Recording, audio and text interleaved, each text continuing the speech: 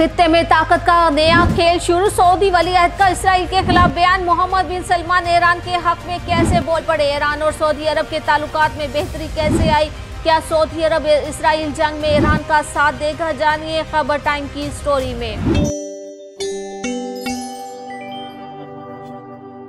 गजा और लबनान में जारी इसराइली हमलों के दरमियान जहां एक तरफ सऊदी अरब के दारुल हुकूमत रियाज में मुस्लिम और अरब ममालिक का इजलास हो रहा है, तो वहीं दूसरी तरफ एक दूसरे के हरीफ समझे जाने वाले मुल्क सऊदी अरब और ईरान के आला हुकाम के दरमियान अहम मुलाकातें और बातचीत भी हो रही है।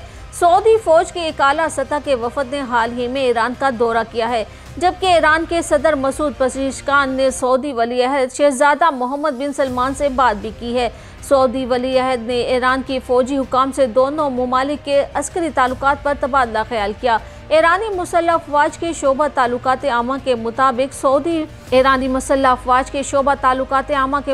सऊदी मुसल्लह अफवाज के chief of general staff lieutenant general Fayyad bin Hamid al Ruwaili ने ईरान की मुसल्लह अफवाज के chief of general staff major general Mohammad Bagheri से दिफाई ताल्लुकात पर तबादला ख्याल भी किया। ईरानी मीडिया इस दौरे को गैर मामूली करार दे रहा है, क्योंकि दोनों मुल्कों के दरमियान आखिरी बार बराह रास्त फौजी राब्ते दिसंबर 2023 में टेलीफोनिक कॉल्स के जरिए हुए थे। सऊदी अरब की वजारत दिफा ने इस दौरे के हवाले से मालूमात एक्स पर भी शेयर की और कहा कि दोनों ममालिक के दरमियान होने वाली ये मुलाकात फौजी और दिफाई ताउन पर बातचीत के लिए है, लेकिन शायद ये मामला इतना भी सादा नहीं। गुज़िश्ता जुम्मे को यमन के सूबा हज़रमौत के शहर सियोन में सऊदी अरब के फौज के एक कैंप पर हमला हुआ, जिसमें एक सऊदी अफसर और एक फौजी हलाक हुआ, जबकि तीसरा जख्मी हुआ। ईरान यमन में हौसी बागियों की हिमायत करता है, जबकि वहां की हुकूमत को सऊदी अरब की हिमायत भी हासिल है। सऊदी अरब की क़यादत वाली इत्तेहादी फौज ने कैंप पर हमले के हवाले से बयान जारी करते हुए इसे बुज़दिलाना करार दिया था। ताहम पीर के रोज़ रियाज में मुस्लिम और अरब ममालिक के इजलास में सऊदी वली अहद मोहम्मद बिन सलमान ने गजा में इसराइल के इक़दाम को नस्ल कुशी करार देते हुए इसकी सख्त अल्फाज में मज़म्मत की और इसराइल को ईरान पर हमलों के खिलाफ खबरदार भी किया, जो तेहरान और रियाज के दरमियान बेहतर ताल्लुकात की निशानदेही करते हैं। गजा में गुज़िश्ता बरस जंग के आगाज़ के बाद से सऊदी हुकाम की जानिब से पहली बार इतना सख्त बयान सामने आया है। सऊदी अरब की ज़ेर क़यादत रियाज में अरब और इस्लामी ममालिक के रहनुमाओं के इजलास से खिताब में मोहम्मद बिन सलमान ने लबनान और ईरान पर इसराइली हमलों की मज़म्मत भी की। वली अहद की ईरानी सदर से बातचीत। सऊदी अरब के आला सतह के वफद के ईरान पहुँचने के बाद ईरानी सदर मसूद पज़ेश्कियान ने सऊदी अरब के वली अहद मोहम्मद बिन सलमान से बजरिया टेलीफोनिक राब्ता किया। सऊदी प्रेस एजेंसी के मुताबिक मसूद पज़ेश्कियान ने मोहम्मद बिन सलमान को फ़ोन किया था और इस बातचीत के दौरान अरब इस्लामी कॉन्फ्रेंस पर तबादला ख्याल भी किया गया। इस कॉन्फ्रेंस के लिए अरब और मुस्लिम ममालिक के रहनुमा पीर के रोज़ ही सऊदी अरब के दारुल हुकूमत रियाज पहुंचे। ईरान की जानिब से नायब सदर मोहम्मद रजा आरिफ इस कॉन्फ्रेंस में शिरकत के लिए रियाज गए हैं।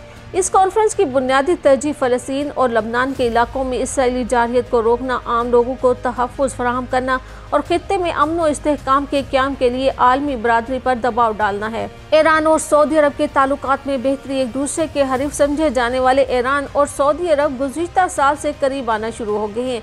चीन ने दोनों ममालिक के दरमियान ताल्लुकात को बेहतर बनाने के लिए साजिश की थी। दोनों ममालिक के दरमियान ताल्लुकात 2016 में बहुत ख़राब थे, जब ईरानी मुजाहिदीन ने तेहरान और मशहद में सऊदी सिफारती मिशनों पर हमला किया था। गुज़िश्ता अक्टूबर के आगाज़ में ईरान के वज़ीर ख़ारजा अब्बास अराग़ची रियाज पहुंचे थे और वली अहद से मुलाकात भी की थी। इसके बाद से दोनों मुल्कों के ताल्लुकात में कदरे बेहतरी आई। गुज़िश्ता अक्टूबर में दोनों मुल्कों ने मुश्तरका फौजी मशक़ें भी की थी। सऊदी वज़ारत दिफा का कहना था कि सऊदी अरब ने बहीर अरब में कई ममालिक के साथ बहरी मशक़ें की हैं, जिनमें ईरान भी शामिल है।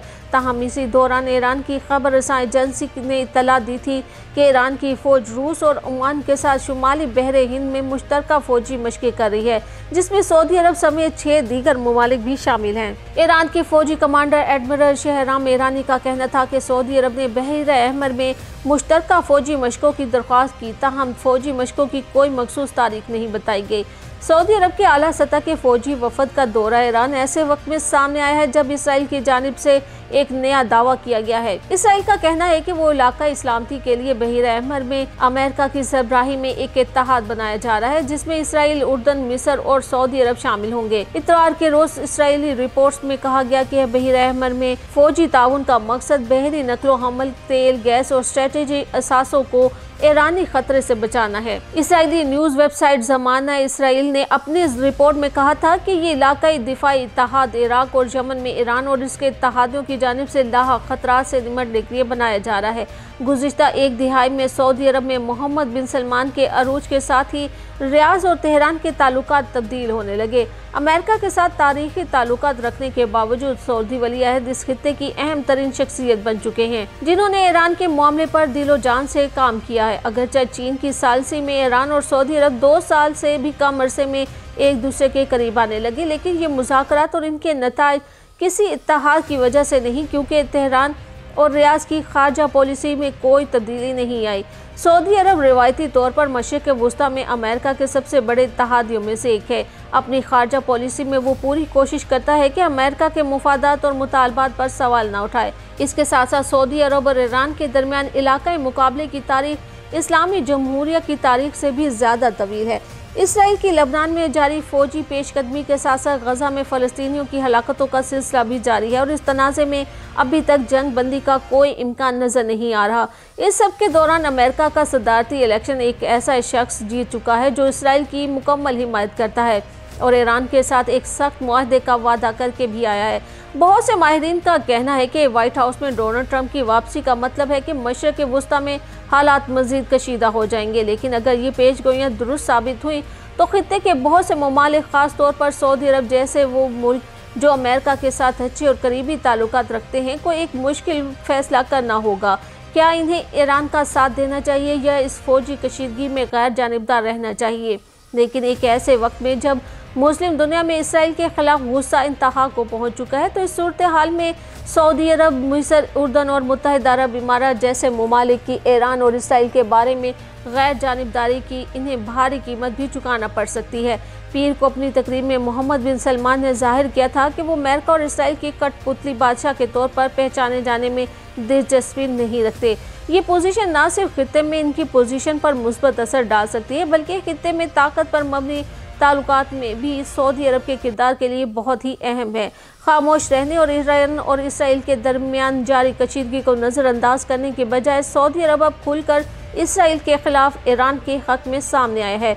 मुहतात अल्फाज का इस्तेमाल करते हुए मोहम्मद बिन सलमान ने बैनुल अक़वामी बरादरी से खिताब किया और अमली तौर पर मगरबी दुनिया को अपनी तकरीर का हकीकी सामीन के तौर पर मुंतखब किया। ये काम दरअसल सऊदी अरब के चेहरे को असर नो तामीर करने और बैनुल अक़वामी सतह पर इस मुल्क की पोजीशन को नए सिरे से मुतय्यन करने की इनकी वसी मुहिम का तसलसल है, जो कई साल पहले शुरू की गई थी। इस तकरीर से ये वाज़ा होता है कि मोहम्मद बिन सलमान अब ईरान के खिलाफ तवाज़ुन कायम करने के लिए इसराइल या अमेरिका से कुर्बत की तलाश में नहीं, इसके बरक्स इस बार वो इसराइल की ताकत में इजाफे से परेशान है। एक ऐसा अमल जो अब भी जारी है और अगर इसमें कोई बड़ी तब्दीली नहीं आई तो इससे खित्ते पर इसराइल का गलबा बढ़ भी सकता है।